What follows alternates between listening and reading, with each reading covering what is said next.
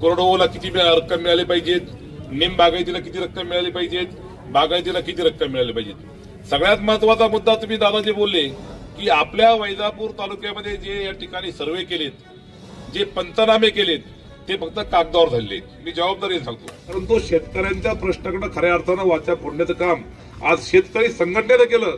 त्याबद्दल मी शेतकरी संघटनेच्या सगळ्या पदाधिकाऱ्यांचे परत एकदा या ठिकाणी मनापासून स्वागत करतो।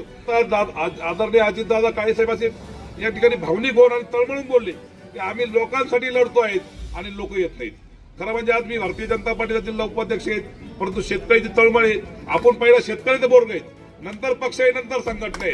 आणि माझ्या बाबतीत वेगवेगळ्या न्याय मागण्याचा प्रश्न असेल, राजकीय विचार जोडे बाजूला ठेवून आम्ही तुमच्या खांद्याला खांदा लावून या ठिकाणी हजर राहू। राजकारणात आमचे जरी वेगवेगळे विचार असेल, पण तालुक्याच्या लोकप्रतिनिधी देखील जबाबदारी आहे का माझ्या तालुक्यातून जो प्रस्ताव राज्य शासनाला असेल, भले केंद्र शासनाला असेल, वरिष्ठ स्तरावर गेलेला असेल, तो बरोबर आहे का नाही, का तो चुकीचा आहे, का नुसतं आपल्याच पोटा पाहिजे सोय बघायची, बाकी लोकांचं बघायचं नाही का, हा पण प्रश्न या निमित्तानं मित्रांनो महत्वाचा आहे। प्रत्येक प्रस्तावावरती तालुक्याच्या आमदाराची स्वाक्षरी घेतली जाते, तो त्या कमिटीचा प्रत्येक समितीचा पदसिद्ध प्रमुख आहेत, अध्यक्ष आहेत।